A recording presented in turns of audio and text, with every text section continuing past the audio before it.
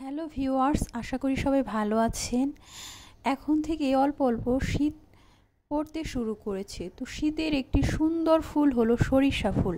আচ্ছা বলুন তো, এই সরিষা ফুলের শাক দিয়ে যদি একটা রেসিপি করে দেখাই তাহলে কেমন হয়? তাহলে চলেন শুরু করি। সরিষার শাক দিয়ে আমি একটি সুন্দর পাকোড়া করে দেখাবো, যা খেতে কিন্তু অতুলনীয়।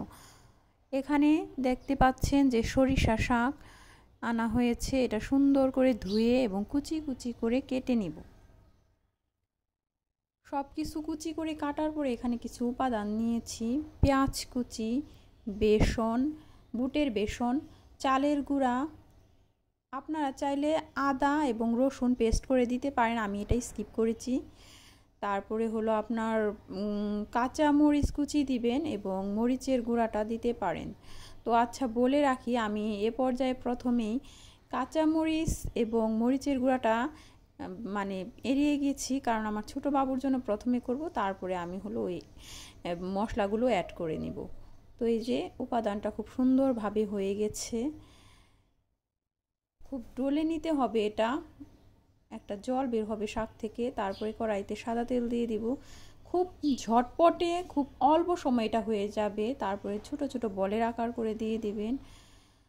তো খুব ঝটপট করে করতে চাইলে এইভাবে আপনারা করতে পারেন। এবং আমরা জানি যে ছোট বাচ্চারা সাধারণত এই সমস্ত জিনিস একটু ইউনিক বা নতুন কিছু খেতে পছন্দ করে, সেজন্য এইভাবে আপনারা ছোট বাবুদের করে দিতে পারেন প্রথমে, এবং পরবর্তীতে আপনাদেরটা টেস্ট এবং ইয়ামি করার জন্য জাস্ট মরিচটা অ্যাড করে দিবেন। যারা ঝাল খেতে পছন্দ করেন, তো মরিচ অ্যাড না করেও আমি দেখেছি যে এটা খুবই সাংঘাতিক পর্যায়ের স্বাদ হয়। তো এই যে পাঁচটা করে নিলাম, খুব সুন্দর করে উলট পালট করে নিচ্ছি। এটা আমি ফার্স্ট টাইম করেছি, কিন্তু এত অসাধারণ স্বাদ হয়েছে। আপনারাও চাইলে এটা বাসায় করতে পারেন আপনাদের বাবুদের জন্য, যারা বাবুরা অরুচি হয়, খেতে চায় না। তো এইভাবে করে দিবেন, দেখবেন যে শাক কিন্তু আমাদের শরীরের জন্য খুবই ভালো। তো নর্মালি বাচ্চারা সাধারণত যদি শাক না খেতে চায়, তো একটু ইউনিক পদ্ধতিতে এইভাবে যদি করে দিতে পারেন, তাহলে দেখবেন যে বাবুরা খুব সুন্দরভাবে খেয়ে নিবে।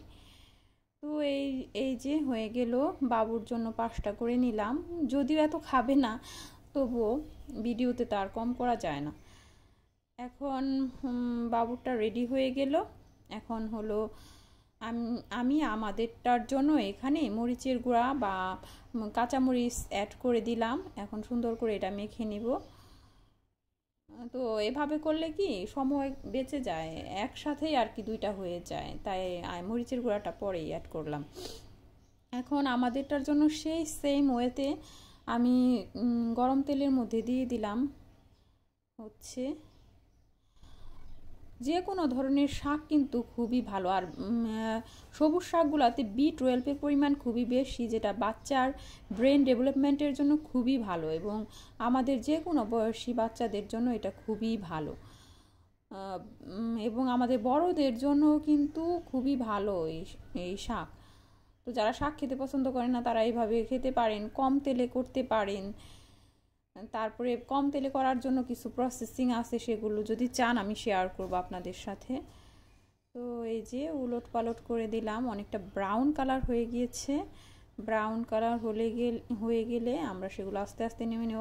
ও আরেকটা ব্যাপার বলে রাখি, প্রথম পাঁচটি যে করলাম সেখানে কিন্তু আমি টিস্যু পেপার ইউজ করিনি। কারণ কি, ডাক্তাররা বলে যে হ্যাঁ, ছোটো বাচ্চাদের তেলের প্রয়োজন হয় তাদের ওজন বৃদ্ধির জন্য, ব্রেন ডেভেলপমেন্টের জন্য।